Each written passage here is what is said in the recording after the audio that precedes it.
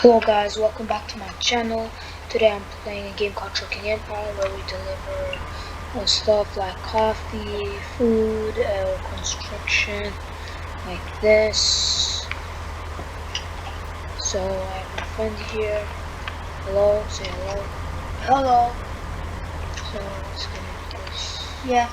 I will be watching some videos of my manager. So just a heads up, it won't be boring.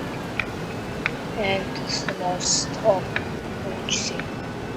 The most money giving stuff since we have to travel across the map, which is a lot, and I have to fuel my truck. So I got to this truck. I know you're a YouTuber and you record, and I visited your home. I knew that you were recording, so I joined your game. I bring my laptop too. But what if? Yeah, that's what you record over there. Yeah. Wait. Whenever I drive my truck goes crazy and goes off road. So that's why I went to his truck. I see his videos a lot. I liked and subscribed. So that's why I came over.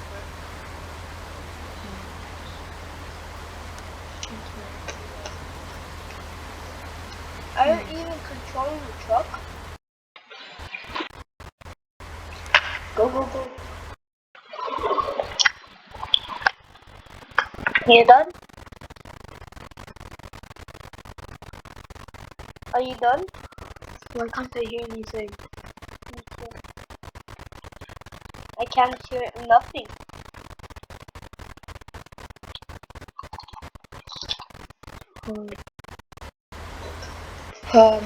So we had the issue of the recording. yeah. We had the Why is it so low? Oh yeah, no. Communication. Oh, okay. My bad, guys. I'm dealing with them stuff.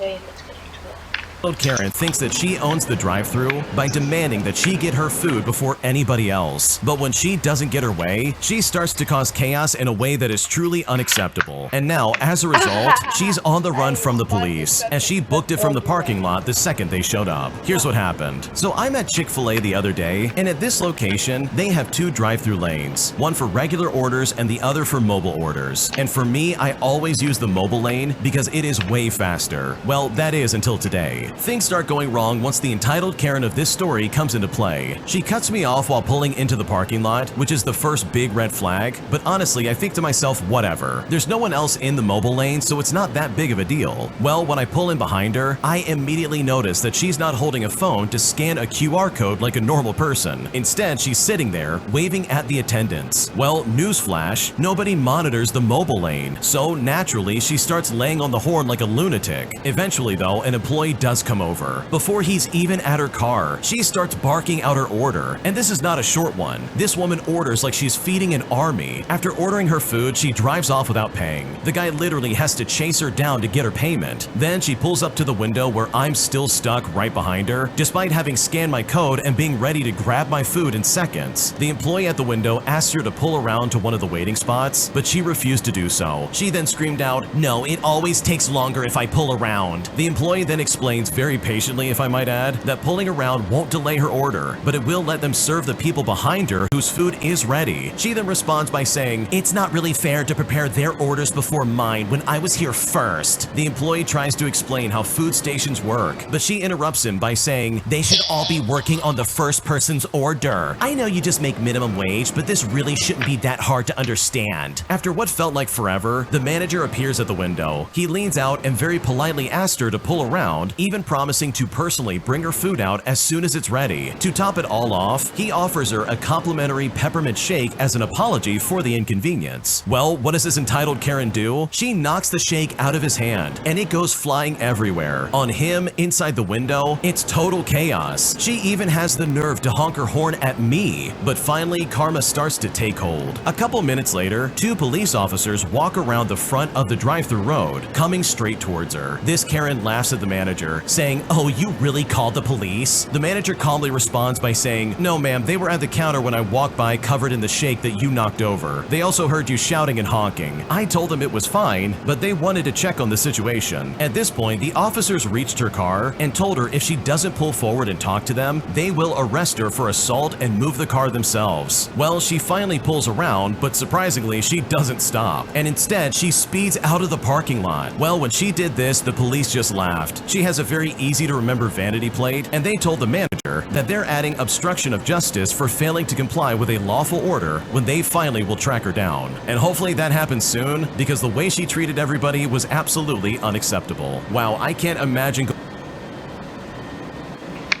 Yeah, this woman's like any child.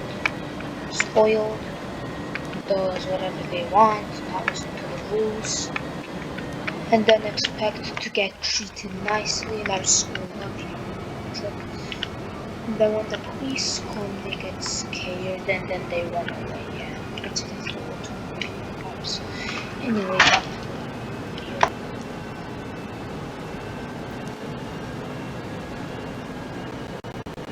Going to Chick-fil-A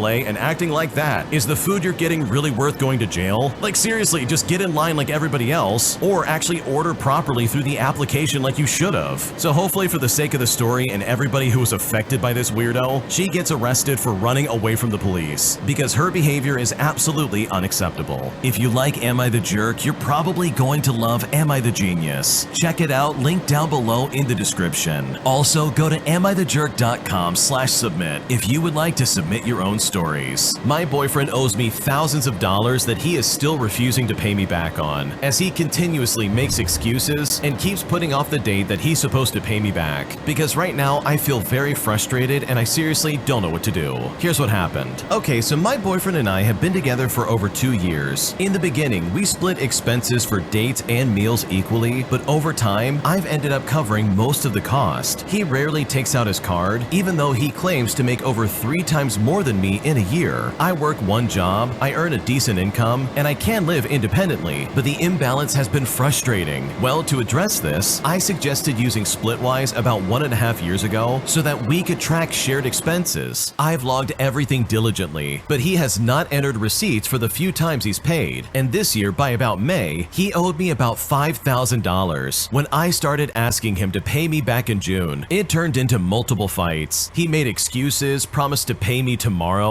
but rarely followed through. By August, he had paid me $2,600, but $2,400 is still pending. He promised to pay the rest by the first week of October, then he postponed it to November, and then to the end of November, but now it's December, and I haven't received anything. He continues to make excuses, even though he clearly has the time and money to pay me back. I've tried everything, calm conversations, begging, even arguing, but nothing works. I even offered to help him use Splitwise, but he doesn't make any effort. What adds to my frustration is his other behavior. He frequently steals small items from grocery stores, and it feels like a pattern of irresponsibility and a lack of accountability. I've considered reaching out to his family for help, but even his stepmother mentioned that he owes her money too. He's paid her back more than he's ever paid me, which makes me feel like he values her relationship more than ours. At this point, I feel hopeless and I don't know how to move forward. So truly, how can I retrieve my money that he owes me? Because at this point, I really don't know what to do. Okay, honestly, I don't think you're gonna like what I'm gonna say, but just like previous stories we've covered on this channel, I think this might be a lost cause. If he really did care about you, then he would take the steps to try and pay you back. But this guy's only paid you maybe half of what he should have paid you, and that seriously is so unfair for you. The second someone owes me thousands of dollars, that would literally be the moment I start questioning everything I know about that person, especially if it's someone who's claiming to be in a relationship with me. Like, just look at the way your boyfriend is acting. This is so unfair, it's not even funny. So truly, I'm so sorry you're dealing with this kind of behavior, because you do not deserve this in the slightest. Am I the jerk for not showing up to my sister's wedding? All because Anyway, we're gonna fuel the car.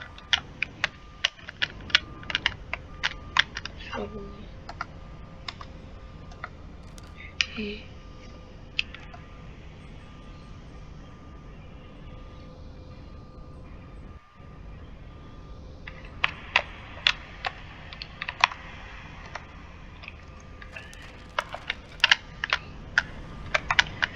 Let me get some of these gas cans real quick a bit. Anyway.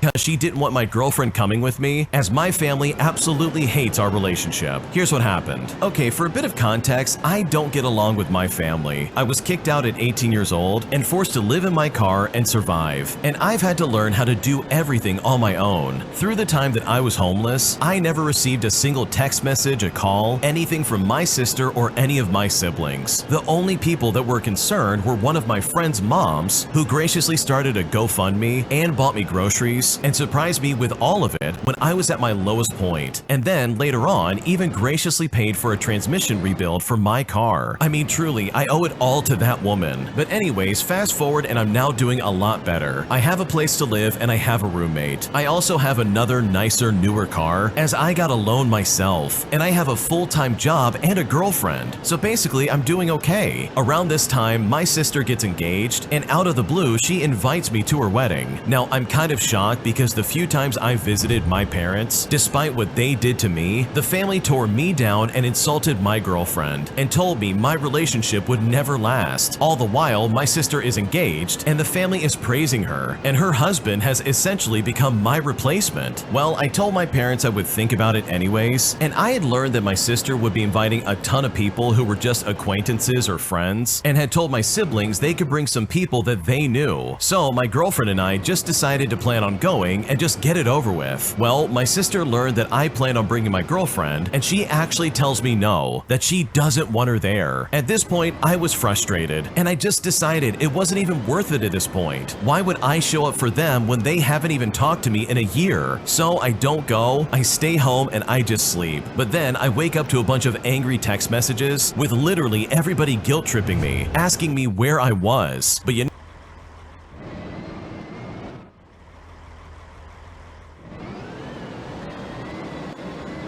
know what? I ignored them and I went about my day. So truly, am I the jerk considering the circumstances? Because right now, I really don't know what to do. Yeah, I don't blame you for a second for not showing up. These people sound incredibly toxic, and they've honestly gone completely overboard with hating on you. It doesn't sound like they have a good reason for any of this too. Like they not only kicked you out when you're 18, but then when you do decide to come around, they trash you and your girlfriend. And it's like, wait a second, what's going on here? This is really not fair, especially considering the fact that you had to rebuild your entire life. These people left you with nothing, and now they're expecting you to play by their rules, despite the fact that everybody else can bring someone with them. So truly, I don't think you're the jerk at all, because if I was in your shoes, I would have done the exact same thing. I regret moving with my partner to another country, because now I feel completely trapped, and at this point, I seriously don't know what to do. Here's what happened. I'm a 39-year-old female, and my 56-year-old partner and I have been living together for almost 3 years now. 1 year in my house offshore, and 2 years in his country. I've been out of work for 2 years since I left my job, my social life with my friends and family, and all of my hobbies. I enjoyed swimming, yoga, gym workouts, and free diving. I've now been struggling because I no longer have these, which I know might seem like a foolish move since I had a pretty happy life back home. And besides the boring job that I had, I deeply miss everything else. I thought I could make new friends here and pick up my hobbies, but I didn't realize how isolating his place would be, and I'm now starting to feel very depressed and anxious. I didn't work because we were trying to conceive, and I believe that reducing stress would help out. We were advised to undergo IVF, but it turns out we don't have the financial resources for that. I also worked for him on the farm sometime before and asked if he could pay me hourly to help cover some of the bills I left back home. However, he stopped paying me hourly because he felt it's not really a teamwork between us. Well, I agreed, and he gives me $580 per month as help. I still help with the work, and he said the money he saves from my work can go towards my wants and my needs. But somehow we always end up without any extra funds, which after checking the figures, I believe is true. So now I'm still in debt, I have no savings, and I can't buy or do the things that I want. I'd like to go home, but in my country, it's difficult to find a job in your 40s, especially since the industry I worked in is struggling at the moment. I feel trapped, but I can't fully open up to my partner because he is sensitive, and sometimes he takes things personally. I think this may also be due to the financial stress he's experiencing, but I honestly feel so lost that now I don't know what to do. So if there ever was a situation where I can confidently say this is incredibly sketchy, Thank you for watching, and bye. Part 1, Part 2's next video.